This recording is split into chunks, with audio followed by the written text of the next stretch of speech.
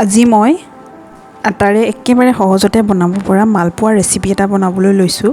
তাৰ কাৰণে লৈছোঁ চাহ খোৱা কাপেৰে একাপ আটা আৰু এবাটি আমুল ফ্ৰেছ ক্ৰীম আৰু লৈছোঁ এবাটি গৰু গাখীৰ আৰু এটা গিলাচত লৈছোঁ আধা গিলাচ পানী। এতিয়া মই আটাখিনি এটা ডাঙৰ বাটিত উলিয়াই ল'ম।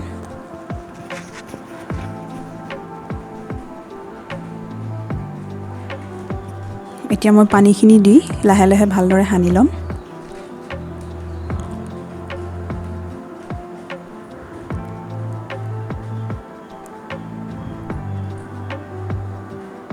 ইয়াত আধা গিলাচে পানী দিছোঁ কাৰণ ইয়াত ক্ৰীম দিম আৰু গাখীৰো দিম।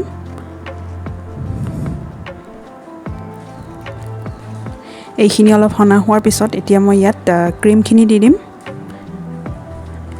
ক্ৰীমখিনি দিয়াৰ পিছতো সানি ল'ম।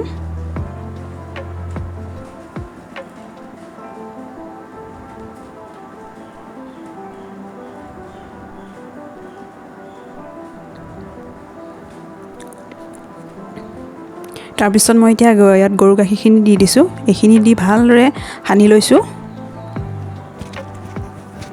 ইয়াৰ বেটাৰটো খুব ডাঠ হ'ব নালাগে, অলপ পাতলকৈ ৰাখিব লাগে, বেছি পাতলো নহয়।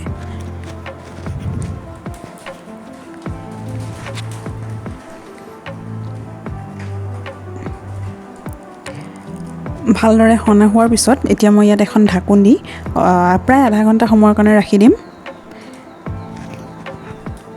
তাৰপিছতে লৈছোঁ মই ইয়াৰ কাৰণে চেনি পানী দৰকাৰ হ'ব। তাৰ বাবে লৈছোঁ এটা চচপেনত মই একাপ পানী দিছোঁ আৰু সেই কাপটো জোখেৰে দিছোঁ একাপ চেনি।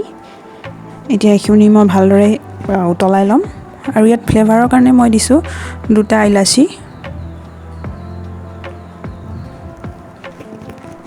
এইখিনি উতলি অলপ ডাঠ হোৱালৈ মই থৈ দিছোঁ।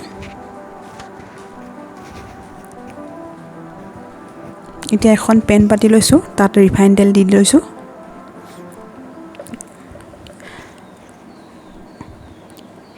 এতিয়া মই মালপোৱাখিনি পুৰিবলৈ লৈছোঁ।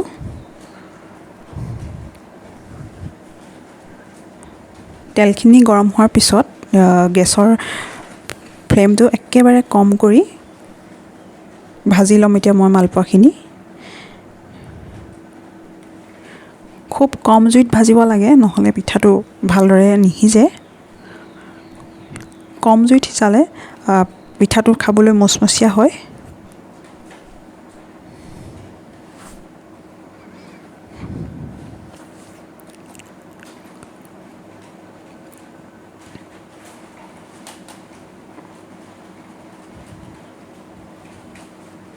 এতিয়া এয়া প্ৰথমটো মালপোৱা হৈ গ'ল। এইটো মই এতিয়া এখন প্লেটত উলিয়াই থৈ ল'ম।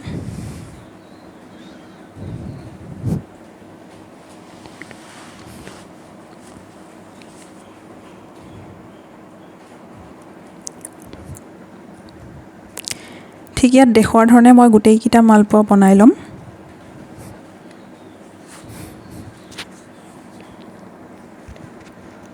ইফালে মোৰ চেনি পানীখিনিও ঠাণ্ডা হৈ আহিলে, তাত এতিয়া মই এটা এটাকৈ পুৰি থোৱা মালপোৱাখিনি তাত দি দিম।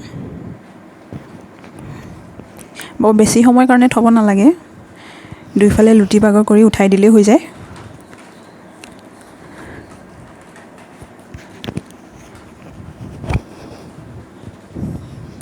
এয়া মালপোৱা ৰেচিপি ৰেডি হৈ গ'ল।